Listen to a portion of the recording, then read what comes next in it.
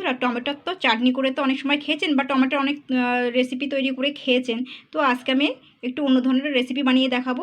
এটা হচ্ছে টমেটোর টক ঝাল মিষ্টি টমেটোর আচার তৈরি করে দেখাবো। এটা কিন্তু খুব কম সময়ের মধ্যে খুব টেস্টি একটা আচার।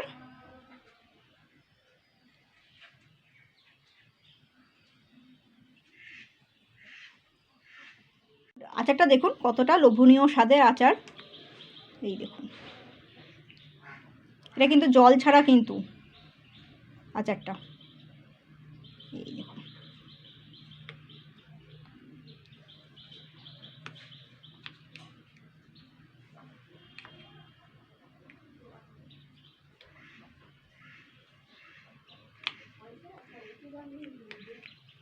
নমস্কার বন্ধুরা, আমি Priyanka. Welcome back to my channel. বন্ধুরা, আজকে আমি বানিয়ে দেখাবো টমেটোর আচার। আচার তো অনেক রকমের খেয়েছেন, তো আজকে আমি বানিয়ে দেখাবো টমেটোর আচার।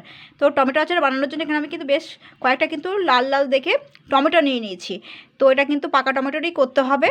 তো টমেটোগুলো একটু লাল হলে ভালো হয়, মানে একটু একটু বেশি পাকা হয়। আর এগুলো হচ্ছে দেশি টমেটো, এগুলো ছোটো ছোটো, তো এগুলো হচ্ছে দেশি টমেটো। তো এই টমেটোর টমেটোগুলো নিয়েছি, আর বেশ খানিকটা কিন্তু কাঁচা লঙ্কা নিয়েছি। দেখুন, টমেটো নিয়েছি আর বেশ খানিকটা কিন্তু কাঁচা লঙ্কা নিয়েছি। আর রসুন নিয়েছি প্রায় বড় বড় সাইজের কিন্তু 5-6 কোয়া নিয়েছি। এর মধ্যে রয়েছে দেখুন, এই দেখুন, মোটমাট আমি 5-6 কোয়ার মতো এরকম বড় বড় সাইজের রসুন নিয়ে নিয়েছি।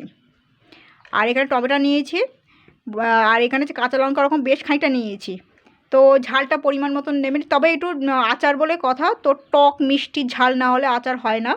তো এই মশলাটার মানে এই আচারটার মধ্যে কি কি দেব, এখানে কিন্তু আমি দেখুন পাতিলেবু নিয়েছি, 2 সাইড দিয়ে 2 চির। তো টকটা একটু বুঝে শুনেই দেবেন, পুরো পাতিলেবুটাও ইউজ করতে পারেন। আর এখানে নিয়েছি 1 চামচ নুন, চিনি, আর নিয়েছি মৌরি, কাঁচা মৌরিটা আমি জাস্ট একটুখানি শিলে ফেলে মানে একটুখানি গুঁড়ো করে নিয়েছি। আর হচ্ছে সাদা সর্ষে, কালো সর্ষে, 1 চামচ সাদা সর্ষে আর 1 চামচ কালো সর্ষে, এটাও আমি জাস্ট কাঁচা সর্ষে আর কি বেটে নিয়েছি। এমনি কিন্তু কোনো জল ছাড়াই কিন্তু কাঁচা বেটে নিয়েছি। এই মৌরিটা তাই, আর হচ্ছে সাদা সর্ষে কালো সর্ষেটাও তাই। আর পছন্দ মতন আপনাদের মানে মশলা ব্যবহার করতে পারেন। তো এই মশলাগুলো দিলে কিন্তু হেভি সুন্দর লাগবে খেতে। তো চলুন কীভাবে বানাচ্ছি।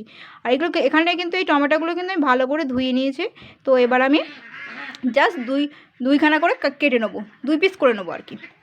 আর লঙ্কাটা একটু চিড়ে নেবো, আর রসুনটা জাস্ট একটু হালকা করে চিড়ে নেবো, তবে কিন্তু পুরোটা করে কাটবো না, কুচি কুচি করবো না। তো এই টমেটোর আচারে কিন্তু আমি আরও কিছু উপকরণ মেশাবো, সেগুলো হচ্ছে একটু চাট মশলা দেবো আচারটাকে একটু চটপটি বানানোর জন্য।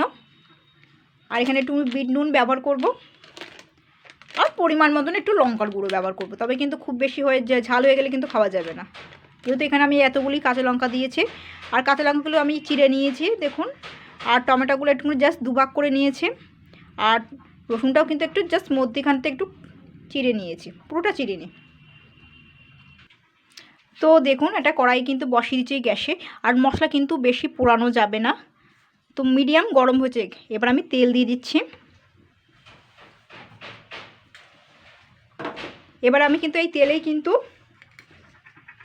সবার প্রথমে কিন্তু রসুনগুলো সঙ্গে সঙ্গে আমি ছেড়ে দেবো। আর এটা কিন্তু লোতে রাখতে হবে আঁচটা।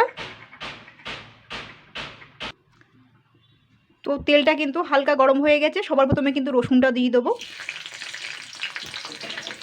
জাস্ট 1 মিনিট, কিন্তু বেশি না, কিন্তু রসুন কিন্তু লাল করা যাবে না।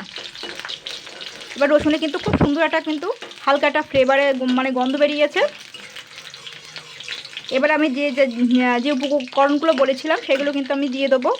এখানে কিন্তু 1 চামচ সাদা সর্ষে, কালো সর্ষে, নুন, চিনি আর মৌরিটা আমি দিয়ে দেবো। এবার এর মধ্যে আমি কিন্তু একদমই আঁচটা লোতে দিয়ে দিচ্ছি, কিন্তু মশলা কোনো রকমই পোড়ানো যাবে না। এবারে দেবো জাস্ট 1 মিনিট কিন্তু নাড়তে হবে এটাকে। এবার আমি টমেটো আর কাঁচা লঙ্কাটা কিন্তু দিয়ে দিচ্ছি। এটাকে জাস্ট আমি 2 মিনিট নাড়াচাড়া করে নেবো, কিন্তু টমেটো কিন্তু আবার গলিয়ে ফেলা যাবে না কিন্তু।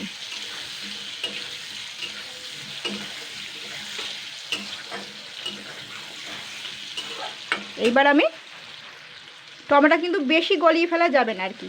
তো এবার আমি চাট মশলা দিয়ে দিচ্ছি 2 চামচ মতন। এটাকে দিয়ে একটু নাড়াচাড়া করে নেবো।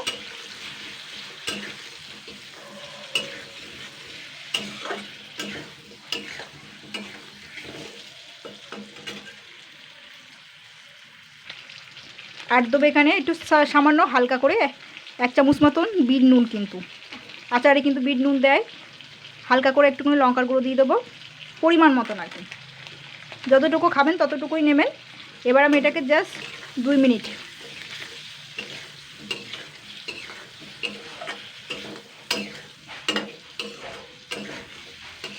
এইবার আমি এখানে এর মধ্যে একটু পাতিলেবুর রস দিয়ে দেবো। এটাকে ভীষণ টক বানানোর জন্য আর কি দেবো, ওটা হালকা করে চিপে দিলাম, এটাও দিয়ে দেবো। ভীষণ টক কিন্তু লেবুটা, সবার প্রথমেই বললাম টক ঝাল মিষ্টি। আর যেহেতু পাকা টমেটো তো অতটা টক আসবে না, সেই জন্য পাতিলেবুর রস মেশানো। তো এইবার আমি এটাকে জাস্ট 2 থেকে 3 মিনিট নেড়ে ছেড়ে নেবো। উফ, যা গন্ধ বেরিয়েছে না, হেব্বি সুন্দর। এটাকে কিন্তু 3 মাস পর্যন্ত সংরক্ষণ করে রাখতে পারবেন। মোটমাট এই আচারটা করতে কিন্তু আমার 5 মিনিট সময় লেগেছে। তো আমি কিন্তু এবার গ্যাসটা বন্ধ করে দেবো, আর লোতে দিয়ে করতে হবে।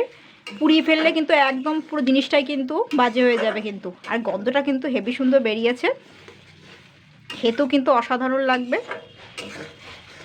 তো এবার আমি কিন্তু গ্যাসটা বন্ধ করে দেবো। দেখতে এরকম লাগছে, কিন্তু বেশি গলিয়ে ফেললে কিন্তু ভালো লাগবে না খেতে। দেখুন আমি এই প্লেটটার মধ্যে এবার ঢেলে নেবো আচারটা। এই দেখুন,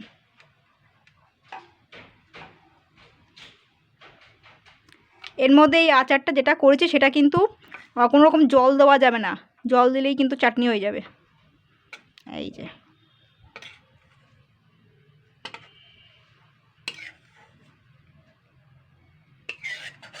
দেখুন, এই কিন্তু রুটি পরোটার সঙ্গে কিন্তু হেভি লাগবে খেতে কিন্তু। তো বন্ধুরা এইভাবে ট্রাই করবেন।